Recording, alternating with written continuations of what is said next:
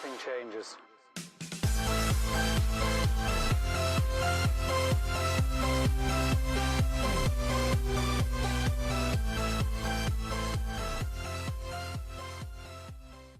All right, so after my last video about Goodwill, some people made a really great point that sometimes the Goodwill pricing isn't even based on YouTubers or eBay lookups or any other factors other than simply who's working in the Goodwill.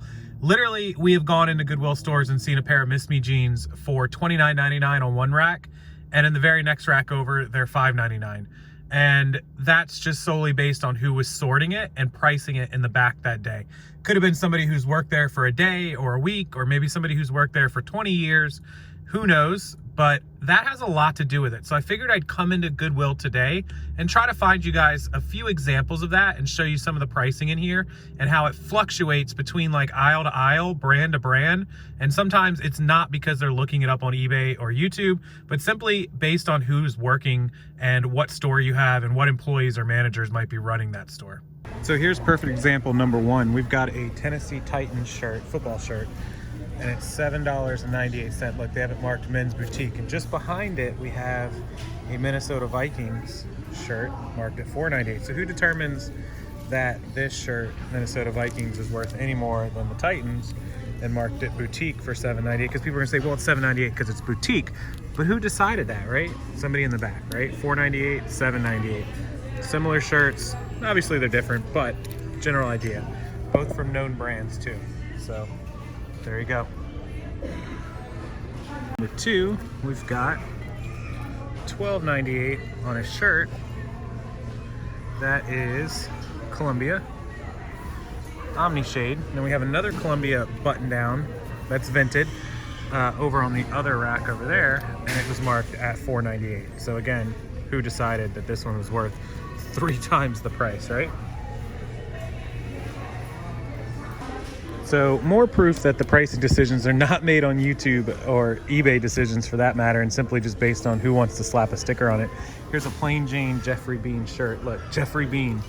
This brand is terrible. Boutique $9.98. Right next to it, a plain Jane Van Heusen, which is still junk. Look, $4.98, right? This is simply somebody in the back just slapping whatever sticker they want on it. Contrary to popular belief, you guys, they're not sitting back there with the phone open watching YouTube videos because they would know that this is garbage. Oh, look, how convenient. The $4.98 Van Heusen shirt that I just showed you. Oh, look, right next to it. What is that? Van Heusen?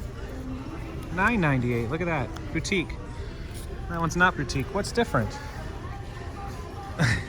So, again, guys, it's not YouTubers ruining the reselling market. Come on, guys. It's Goodwill ruining it on their own. Yeah, they have eBay. I'm sure they look up stuff, but obviously they just have people in the back just slapping whatever price they feel comfortable slapping on any item. And this is why you can go to Goodwills and find stuff that are underpriced, stuff that's overpriced. You have to look, you have to dig. Part of it's not being lazy, and part of it's going to alternative places to find merchandise. All right, so the point is that Goodwill prices things just willy-nilly. There's really no rhyme or reason to a lot of the pricing. And it's sad that a ton of people came on my video and other videos and commented saying that they blame YouTubers or social media people for the price increases and the crazy prices at Goodwills and other stores. And let me be honest with you. I'm not saying that we didn't play any part in this. What I'm saying is what I just showed you is probably 50 or 60% of the problem. Just, you know, employees that are not qualified, sorry, it's true, not qualified to be pricing items properly. And yeah, if they price it super high and it sells, then they made the store money, and that's great. But the point is, they're just pricing it with no real rhyme or reason. There's just no secret to it. They're just slapping stickers on like nobody's business.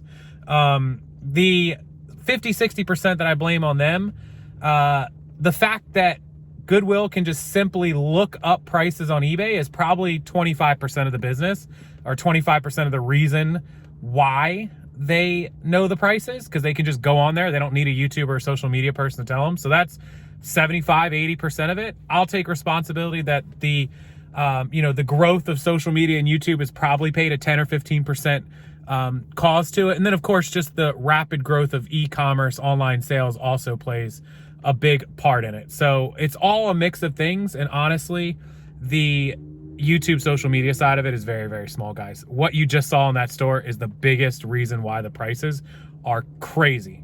I really wish I could show you how the guy in front of me just parked, and in fact, I will. I literally, while I was talking to you guys there, just watched him try to park at least 3 or 4 times. And look how he ended up. It probably doesn't look that good on here, but he's completely plugged. That guy, good grief.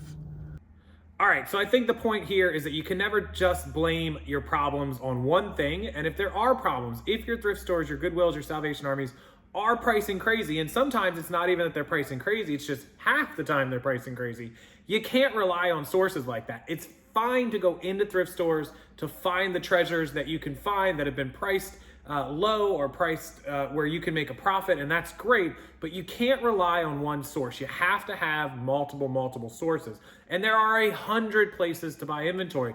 Estate sales, yard sales, garage sales, thrift stores, the bins, online auctions, live auctions, Facebook Marketplace, OfferUp, Let Go. There's so many places to buy merchandise, and you just can't rely on one. You know, if you find one that's awesome, great, but always have backups, because you never know when a store may be $1.99 every day, all day, and all of a sudden you go in one day and it's $10 for every piece. So just know that places are not always reliable and that you can't put all your eggs in one basket.